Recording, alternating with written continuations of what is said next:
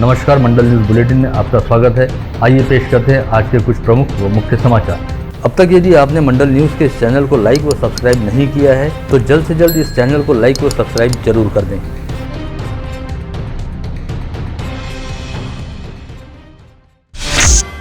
कुंभ नगरी नासिक में औरंगाबाद रोड पर नांदूर नाके के निकट होटल मिर्ची चौक में आज सुबह करीब 4:45 बजे के आसपास एक निजी लग्जरी बस और ट्रक के बीच भीषण टक्कर हुई। इस हादसे के बाद चिंतामणि ट्रेवल्स की लग्जरी बस के इंजन में ब्लास्ट हुआ, जिसकी वजह से बस ने देखते ही देखते आग पकड़ ली और धू-धू कर जलते हुए पूरी बस आग का गोला बन गई। हादसे के वक्त बस में सवार अधिकांश यात्री गहरी नींद के आगोश में थे। ऐसे में उन्हें संभलने तक का मौका नहीं मिला और अचानक हुए हादसे की वजह से नींद से जागे यात्रियों में हड़कंप मच गया। घटनास्थल पर मौजूद प्रत्यक्षदर्शियों के मुताबिक जान बचाने के लिए कई यात्रियों ने बस की खिड़की से कूदना शुरू किया। वहीं कुछ लोग जान बचाने की गुहार लगाते हुए बस की खिड़कियों का शीशा तोड़ने की कोशिश कर रहे थे, लेकिन इसमें उन्हें कामयाबी नहीं मिली, जिसकी वजह से 13 यात्रियों की जिंदा जलकर मौत हो गई। वहीं कुछ लोग बस की आपातकालीन खिड़की और दरवाजे से जलती हुई अवस्था में बाहर आए। मृतकों में एक बच्चे और 12 वयस्कों का समावेश है। वहीं इस हादसे में 36 लोग झुलसकर घायल हुए, जिसमें से 25 लोगों की स्थिति बेहद गंभीर बताई जाती है। चिंतामणि ट्रेवल्स की यह luxury sleeper coach bus Yavatmal से मुंबई जाने के लिए रवाना हुई थी और जब यह नासिक शहर पहुंची तो धुलिया से पुणे की तरफ जा रहे ट्रक ने इस बस को जोरदार टक्कर मारी। हादसे की सूचना मिलते ही देश के प्रधानमंत्री नरेंद्र मोदी ने इस पर शोक व्यक्त करते हुए पीएम राहत कोष से मृतकों के परिजनों हेतु 2-2 लाख रुपए व घायलों को 50-50 हजार रुपए की मदद देने का ऐलान किया। वहीं राज्य के मुख्यमंत्री एकनाथ शिंदे ने मृतकों के परिजनों हेतु 5-5 लाख रुपए की सहायता राशि देने का ऐलान करने के साथ ही इस भीषण दुर्घटना की जाँच करने का आदेश भी जारी किया।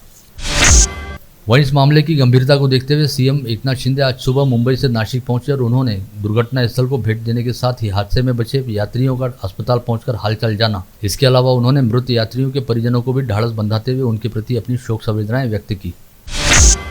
गत रोज अमरावती जिले के दौरे पर आए राज्य के उप मुख्यमंत्री व गृहमंत्री देवेंद्र फडणवीस ने संकेत दिए हैं कि राज्य में बहुत जल्द आईपीएस रहने वाले वरिष्ठ पुलिस अधिकारियों के तबादले किए जा सकते हैं। जिला नियोजन समिति की बैठक के बाद मीडिया कर्मियों से बातचीत में डिप्टी सीएम फडणवीस ने साफ तौर पर कहा कि राज्य सरकार आईपीएस अधिकारियों के तबादले पर विचार कर रही है, जिसे बहुत जल्द अमली जामा पहनाया जाएगा। कोविड संक्रमण काल के दौरान बंद की गई अमरावती जबलपुर ट्रेन को आज करीब 2.5 वर्ष के अंतराल पश्चात दोबारा शुरू किया गया। इस रेल सेवा के दोबारा शुरू होने के अवसर पर जिले की सांसद नवनीत राणा, राज्यसभा सांसद डॉक्टर अनिल बोंडे व भाजपा शहराध्यक्ष किरण पातुरकर अमरावती रेलवे स्टेशन पर उपस्थित थे और उन्होंने हरी झंडी दिखाकर इस ट्रेन को अमरावती स्टेशन से रवाना किया।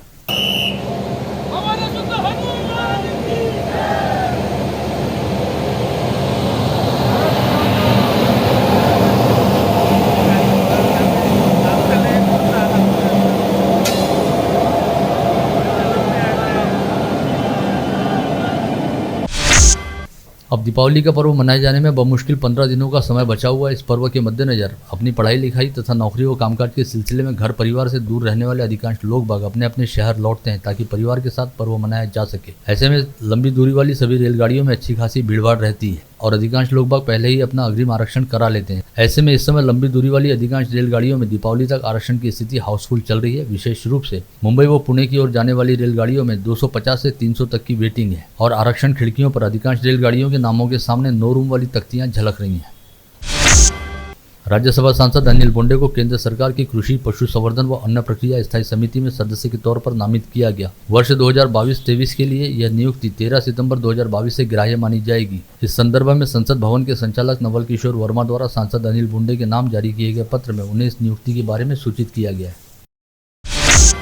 भाजपा नेता व राज्यसभा सांसद डॉक्टर अनिल बोंडे ने कहा कि महाविकास आघाड़ी सरकार के दौरान राज्य में सर्वाधिक किसान आत्महत्याएं हुई और किसान आत्महत्याओं से संबंधित राज्य के आंकड़े देश में सबसे अधिक रहे, लेकिन उस समय अपनी आंखें बंद रखते हुए वसूलीबाजों को बचाने में व्यस्त रहने वाले लोग अब हाथ से सत्ता चली जाने के बाद हड़बड़ा कर जागे हैं। आज किसान आत्महत्याओं को लेकर चिंता व्यक्त करने वाले नेता प्रतिपक्ष अजित पवार यह भूल गए हैं कि जिन आंकड़ों को लेकर वे चिंता जता रहे हैं वे उनकी ही सरकार के आंकड़े हैं और वे खुद उस समय राज्य के उप मुख्यमंत्री व वित्त मंत्री हुआ करते थे। राज्यसभा सांसद अनिल बोंडे ने जिला नियोजन समिति की बैठक में शहर के विकास को लेकर 5 प्रस्ताव जिले के पालक मंत्री व राज्य के उप मुख्यमंत्री देवेंद्र फडणवीस के सामने रखे। पांचों ही प्रस्ताव महानगर के विकास के लिए महत्वपूर्ण साबित होंगे। ऐसे में पालक मंत्री देवेंद्र फडणवीस ने जिले के विकास के लिए डॉक्टर बोंडे द्वारा दिए गए प्रस्ताव को महत्वपूर्ण बताया और इन प्रस्तावों पर जल्द ही विचार किए जाने की बात कही। गत रोज हुई जिला नियोजन की बैठक में जिले की सांसद नवनीत राणा ने जिला विकास विशेषकर मेलघाट की समस्याओं को उपस्थित करते हुए जिला सरकारी अस्पताल इरविन में 300 से बढ़ाकर 700 बेड की व्यवस्था करने, जिला महिला सरकारी अस्पताल के आधुनिकीकरण के लिए 16 करोड़ रुपए उपलब्ध कराने की मांग की। वहीं सिम्भोरा डैम से अमरावती शहर तक नई पाइपलाइन और अमरावती शहर में नए जलकुंभों के लिए जल जीवन मिशन अमृत योजना अंतर्गत 950 करोड़ रुपए दिए जाने का प्रस्ताव दिया। गत रोज हुई जिला नियोजन समिति की बैठक में मेलघाट निर्वाचन क्षेत्र के विधायक राजकुमार पटेल ने राज्य के उप मुख्यमंत्री व जिला पालक मंत्री देवेंद्र फडणवीस के सामने मेलघाट क्षेत्र की कई समस्याओं को उठाया और इन समस्याओं को दूर करने हेतु उन्हें अपनी मांगों का निवेदन सौंपा। इस समय प्रहार जनशक्ति पार्टी के संस्थापक व पूर्व राज्य मंत्री तथा अचलपुर निर्वाचन क्षेत्र के विधायक बच्चू कडू ने भी विधायक राजकुमार पटेल द्वारा उठाई गई मांगों का समर्थन करते हुए अपने निर्वाचन क्षेत्र से संबंधित समस्याओं को पालक मंत्री फडणवीस के सामने उपस्थित किया। 6 जिलों के पालक मंत्री पद का जिम्मा रहने के चलते कुछ समय पूर्व यह आशंका जताई जा रही थी कि राज्य के उप मुख्यमंत्री देवेंद्र फडणवीस अपनी जिम्मेदारियों का सही ढंग से निर्वहन नहीं कर पाएंगे। लेकिन इसके बावजूद लगातार 2 दिन के तूफानी दौरे के बीच डिप्टी सीएम देवेंद्र फडणवीस ने अपने पालाकोट में रहने वाले सभी जिलों का तूफानी दौरा किया। साथ ही अपना ननिहाल रहने वाले अमरावती से अपना विशेष लगाव रहने की बात फडणवीस एक बार फिर सिद्ध कर गए। अमरावती की तरक्की के अनेक प्रस्तावों पर उन्होंने बढ़िया रिस्पॉन्स दिखाया। विशेष तौर पर विधायक प्रवीण पोटे व सांसद अनिल बोंडे के प्रस्तावों व प्रेजेंटेशन पर फडणवीस का अंदाज सकारात्मक व सहयोगपूर्ण नजर आया। इसके अलावा सांसद नवनीत राणा व विधायक रवि राणा की ओर से रखे गए प्रस्तावों को पर भी देवेंद्र फडणवीस द्वारा सकारात्मक रूप दर्शाया गया। विगत कुछ दिनों से अमरावती शहर में मनपा प्रशासन द्वारा संपत्ति कर की दरें बढ़ाए जाने का मुद्दा जमकर चर्चा में चल रहा था और सभी राजनीतिक दलों द्वारा इस संदर्भ में मनपा आयुक्त व प्रशासक प्रवीण आष्टीकर द्वारा लिए गए फैसले का विरोध किया जा रहा था। ऐसे में गत रोज अमरावती जिले के दौरे पर आए राज्य के उप मुख्यमंत्री व जिला पालक मंत्री देवेंद्र फडणवीस ने संपत्ति कर की दर वृद्धि के बारे में लिए गए फैसले को स्थगिति दी। क्योंकि यह मामला डीपीसी की बैठक में पूर्व पालक मंत्री व भाजपा विधायक प्रवीण पोटे पाटिल ने उठाया था। ऐसे में भाजपा के स्थानीय पदाधिकारियों व कार्यकर्ताओं ने इसे अपनी जीत मनाया और भाजपा कार्यालय के सामने जल्लोष किया। वहीं दूसरी ओर शहर कांग्रेस कमेटी ने इस संदर्भ में मनपा आयुक्त आष्टीकर को 2 बार पत्र सौंपकर संपत्ति कर की दर वृद्धि को वापस लेने के बारे में पत्र सौंपा था और सोमवार 10 अक्टूबर को मनपा कार्यालय पर मोर्चा ले जाने की चेतावनी दी थी। ऐसे में शहर कांग्रेस कमेटी ने इसे अपनी जीत बताते हुए संपत्ति कर दर वृद्धि की स्थगिति पर खुशी जताई और इसे अपना श्रेय बताते हुए जल्लोष मनाया। संपत्ति कर दर वृद्धि को गत रोज डिप्टी सीएम देवेंद्र फडणवीस द्वारा स्थगिति दिए जाने के बाद आज सुबह राजापेट परिसर स्थित भाजपा कार्यालय में भाजपा पदाधिकारियों और कार्यकर्ताओं ने जमकर जश्न किया।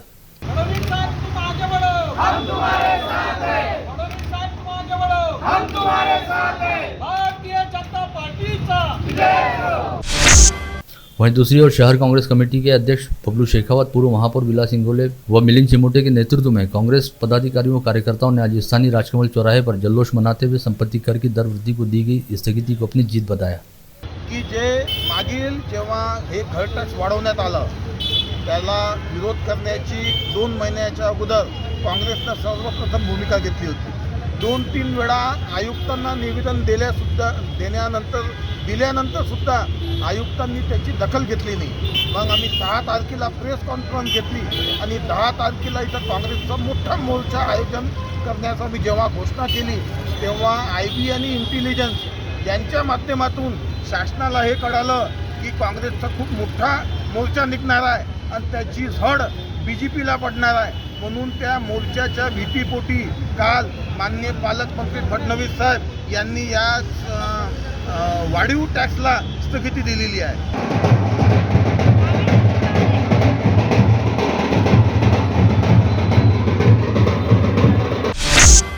इसी दौरान राजापेट स्थित भाजपा कार्यालय में बुलाई गई पत्रवार्ता में राज्यसभा सांसद अनिल बोंडे व भाजपा शहराध्यक्ष किरण पातुरकर ने कहा कि जब अमरावती मनपा में भाजपा की सत्ता थी तब महापौर चेतन गवंडे ने संपत्ति कर की दरों को बढ़ाने संबंधी प्रस्ताव को खारिज किया था और इस प्रस्ताव को विखंडन हेतु सरकार के पास भेजने की बात कही गई थी। उस समय राज्य में महाविकास आघाड़ी की सरकार थी। पश्चात मार्च 2022 में मनपा का कार्यकाल खत्म होने के बाद महाविकास आघाड़ी सरकार के इशारे पर प्रशासक व मनपा आयुक्त प्रवीण आष्टीकर ने मनमाने ढंग से काम करते हुए संपत्ति कर की दरों को बढ़ाने का निर्णय लिया, जिसका भाजपा द्वारा विरोध किया गया था। और जैसे ही राज्य में सत्ता परिवर्तन होकर भाजपा की सरकार आई है, वैसे ही उप मुख्यमंत्री देवेंद्र फडणवीस ने गत रोज अमरावती जिले के दौरे पर रहते समय इस दर वृद्धि पर स्थगिती दी है। अतः कांग्रेसी द्वारा बिना वजह ही इसका श्रेय लेने का प्रयास किया जा रहा है। जी जनतेची मागणी होती, जी महानगरपालिकेमध्ये भारतीय जनता पक्षाची सत्ता असताना महापौर चेतन गावंडे यांनी विरोध केला होता। त्यांचं पत्र सुद्धा आहे, चेतनजी पत्र सुद्धा आहे, तेही आम्ही पत्रकाराला पाठवतोय। विरोध केला होता, परंतु महाविकास आघाडीचं सरकार आल्यामुळं आयुक्ताची हिंमत झाली याच काँग्रेसवाल्यांचं सरकार होतं तेव्हा काँग्रेसवाले त्यांना रोखण्याचा प्रयत्न केला नाही तेव्हाच्या नगरविकास खात्याने. आणि म्हणून भारतीय जनता पक्ष आणि शिवसेनेचं सरकार आल्यानंतर अशा अधिकाऱ्याच्या अनिर्बंध कारभाराला तातडीनं लगाम लावल्या जाऊ शकते हे माननीय उपमुख्यमंत्री देवेंद्र फडणवीस यांनी दाखवून दिलं. आमचे उपमुख्यमंत्री देवेंद्र फडणवीस आणि मुख्यमंत्री शिंदे साहेबांचं श्रेय आहे. जर श्रेय घ्यायचं असेल तर डॉक्टर फडणवींनी घेतलं पाहिजे, श्रेय घ्यायचं असेल तर रोहित पटेलनी घेतलं पाहिजे, श्रेय घ्यायचं असेल तर चेतन गावडेंनी घेतलं पाहिजे, श्रेय घ्यायचं असेल तर किरण पाटीलकरांनी घेतलं पाहिजे. हे श्रेय संपूर्णपणे भारतीय जनता पार्टीचं श्रेय आहे आणि भारतीय जनता पार्टीमुळे हा नागपुर के अखिल भारतीय आयुर्विज्ञान संस्थान यानी एम्स ने मेलघाट में बाल मृत्यु रोकने के लिए नवजात कक्ष स्थापित करने की घोषणा की है. एम्स के संचालक डॉक्टर मनीष श्रीगिरीवार ने बताया कि अस्पताल के विशेषज्ञ चिकित्सकों की देखरेख में मेलघाट के आदिवासी नवजात बच्चों का उपचार होगा. साथ ही आदिवासियों को भी एम्स के डॉक्टरों की सेवा व सुविधा उपलब्ध होगी. दरियापुर में जय भारत संगठन के बैनर तले लोगों ने प्रतीकात्मक शव यात्रा निकालते हुए पालिका प्रशासन के खिलाफ गतिरोध निषेध प्रदर्शन किया और टैक्स माफी दिए जाने की मांग की गई. महाराष्ट्र नवनिर्माण सेना की ओर से अचलपुर में किसानों को अतिवृष्टि से हुए नुकसान का मुआवजा देने के लिए और फसलों को उचित भाव मिलने के लिए भव्य बाइक रैली निकाली गई. मनसे के अचलपुर तहसील अध्यक्ष पुरुषोत्तम काले के नेतृत्व में असदपुर के नरसिंह मंदिर से निकाली गई ये बाइक रैली उपविभागीय कार्यालय तक पहुंची. हालांकि इसमें मनसे पदाधिकारियों व मनसे सैनिकों की उपस्थिति काफी हद तक कम रही. राष्ट्रीय स्वयंसेवक संघ की अमरावती महानगर इकाई का विजयादशमी उत्सव कल रविवार 9 अक्टूबर की शाम 6:30 बजे नरसम्मा हिरैया कॉलेज के मैदान पर आयोजित होने जा रहा है. इस उत्सव में चक्रधर इंडस्ट्रीज के संस्थापक अध्यक्ष उदय देशमुख बतौर प्रमुख अतिथि उपस्थित होंगे, जबकि मुख्य वक्ता के तौर पर अखिल भारतीय व्यवस्था प्रमुख मंगेश भेंडे इस समय अपना उद्बोधन करेंगे. कल ईद ए मिलाद के पर्व पर सुबह 9 बजे हाथीपुरा परिसर स्थित मिस्किन शाह मियां मस्जिद के मैदान से सिराजुद्दौला कमेटी द्वारा भव्य जुलूस निकाला जाएगा, जिसकी तैयारियां इस समय अंतिम चरणों में हैं. ईद ए मिलाद के पर्व के अवसर पर मुस्लिम बहुल परिसर को रंग बिरंगी रोशनी व चांद तारों की पताकाओं से सजाया गया है. कल रविवार 9 अक्टूबर को ईद ए मिलाद के अवसर पर विशाल जुलूस निकाला जा रहा है. ऐसे में किसी भी तरह की कानून व व्यवस्था की समस्या निर्माण न हो, इस बात का ध्यान रखते हुए पुलिस आयुक्त के निर्देश पर महानगर पालिका ने पूरे इतवारा बाजार को बंद रखने का नोटिस जारी किया था. लेकिन सप्ताह में एक ही बार रविवार के दिन भरने वाला सबसे बड़ा बाजार इतवारा बाजार है, अतः बाजार को बंद न रखा जाए, इस आशय की मांग परिसर के व्यापारियों द्वारा की गई, जिस पर सिटी कोतवाली की थानेदार नीलिमा आरज व नागपुरी गेट पुलिस स्टेशन के थानेदार पुंडलिक मेश्राम ने इतवारा बाजार परिसर स्थित पिंजारा मस्जिद के पास व्यापारियों के साथ मीटिंग लेकर कहा कि बाजार बंद रखना जरूरी नहीं है, परंतु असुविधा न हो इस बात के मद्देनजर इतवारा बाजार की मुख्य सड़क पर सड़क के दोनों ओर कोई भी व्यक्ति हाथ ठेले न लगाए और सभी दुकानदार अपनी दुकानों के दायरे के भीतर ही अपनी दुकान की वस्तुओं को रखे. हाल ही में संपन्न हुए शारदीय नवरात्रोत्सव के दौरान एकवीरा देवी मंदिर संस्थान में भाविक श्रद्धालुओं द्वारा 28 लाख रुपए का चढ़ावा चढ़ाया गया. वहीं अंबा देवी संस्थान में चढ़ाए गए चढ़ावे को लेकर अब भी गिनती जारी है.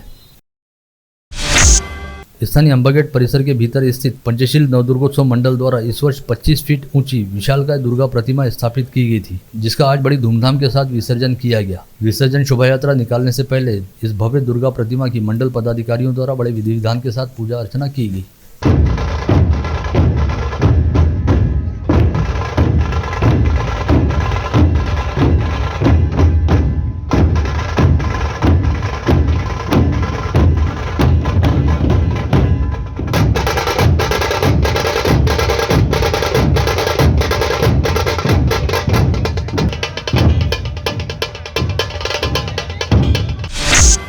गढ़चिरौली के कोरबा में आरमोरी परिसर में विगत 10 माह से 16 लोगों की जान लेने वाले बाघ को मार गिराने का आदेश राज्य सरकार द्वारा जारी किया गया है. ऐसे में इस काम को अंजाम देने के लिए अमरावती वन महकमे की टीम गढ़चिरौली रवाना हुई है, जो सबसे पहले बाघ को बेहोश करते हुए पकड़ने की कोशिश करेगी और यदि इस कार्य में सफलता नहीं मिलती है तो इस बाघ को गोली मार दी जाएगी. स्थानीय सरकारी अभियांत्रिकी महाविद्यालय के योग भवन परिसर में कल शुक्रवार के तड़के तेंदुए के पदचिन्ह एक बार फिर दिखाई दिए. ऐसे में इस परिसर में तेंदुए का आवागमन होने की बात स्पष्ट होने से परिसर वासियों की चिंता बढ़ गई है.